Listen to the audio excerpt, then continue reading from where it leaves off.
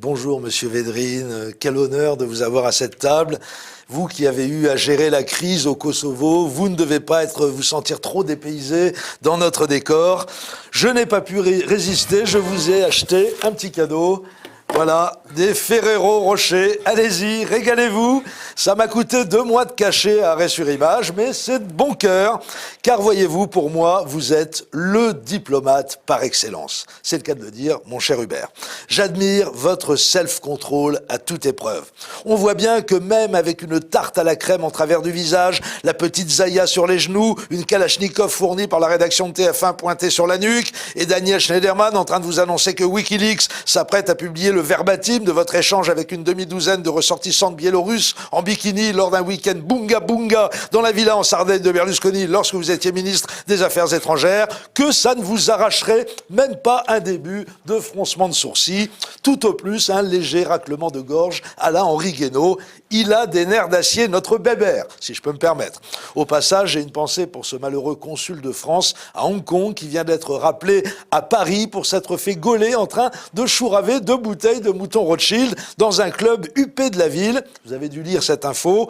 Quelle tristesse. Depuis que Sarkozy est au pouvoir, ils n'ont plus rien à picoler dans les ambassades. Ils sont au Ferrero Rocher pour de vrai. Et dire que vous avez failli être son ministre des Affaires étrangères, mon cher Hubert, quand vous voyez comment ça s'est terminé pour Bernard Kouchner, vous devez regretter, non? En tout cas, monsieur Védrine, même si vous n'êtes plus diplomate, vous êtes toujours invité aux soirées d'ambassadeurs.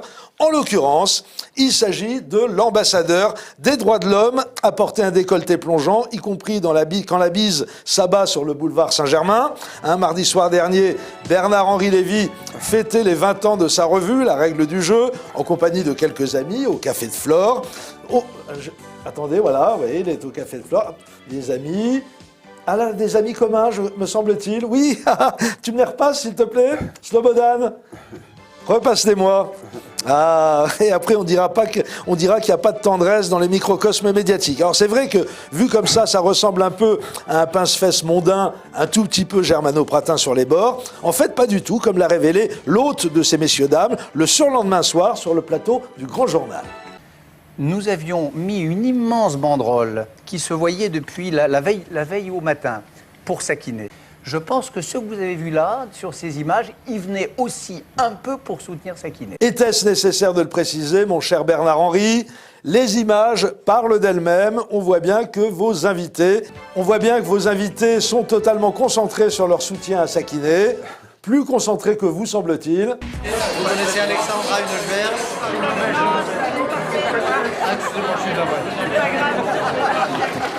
Voilà. Au vu de ces images tournées par le petit journal de Yann Barthès, vous constaterez comme moi, chers amis, qu'il manquait au moins 2 personnalités politiques éminentes à cette veillée de soutien à Sakineh.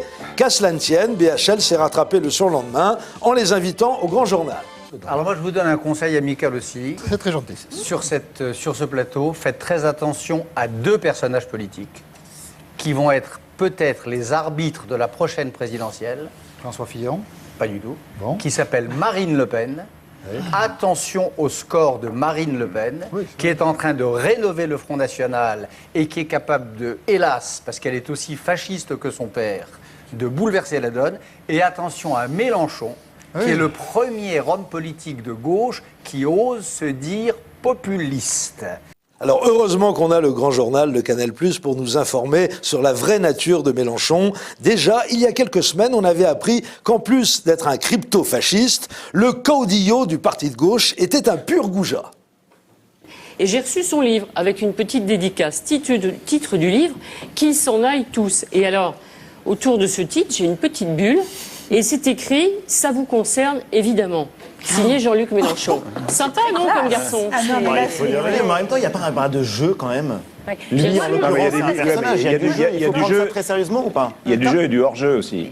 Voilà, du hors-jeu, vous noterez la juste réprobation que manifeste Michel Denisot. Elle a raison, Arlette. Convenez que c'est d'une goujaterie sans nom, ce qu'a fait Mélenchon, alors que lire à la télé, en son absence, une dédicace personnalisée que vous a adressée personnellement un auteur en vous envoyant son livre, de surcroît en faisant semblant de la prendre au premier degré, alors qu'elle a de toute évidence été rédigée au second, ça, c'est d'une élégance rare.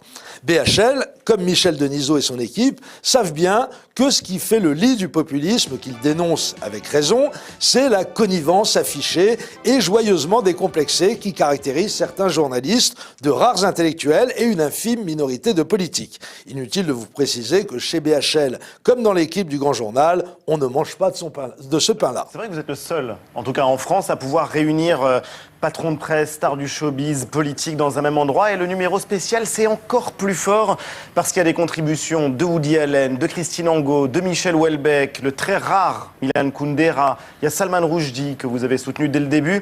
C'est impossible de faire toute la liste. La règle du jeu, c'est vrai que c'est un petit peu vous, parce que c'est une revue de combat pour les droits de l'homme, c'est une revue qui veut réfléchir à l'époque, à ses enjeux. C'est, pour le dire vite, le maillon entre ce qu'on peut faire dans la presse et ce qu'on peut faire dans un livre, l'ambition intellectuelle qui peut être celle d'un livre. Oui, alors je sais, c'est un peu violent comme critique, mais moi j'adore, ça doit être mon côté populiste. Merci. Une réaction du diplomate, un froncement de sourcil, un râlement de gorge, autre chose? Non, j'ai écouté avec beaucoup d'agrément. C'est fin, savoureux. Vraiment diplomate, hein, vraiment diplomate. Vous avez gagné des ferrets. Ouais. Non, j'aime bien ce second degré, si ce n'est le troisième degré. Mais alors, je ne sais pas si ça passerait dans un média grand public. Bah, on a la réponse, ça passe plus. Ça passe ici. C'est ça. Dans un média moyen public, on va dire. Public ciblé. Public ciblé. Merci Didier.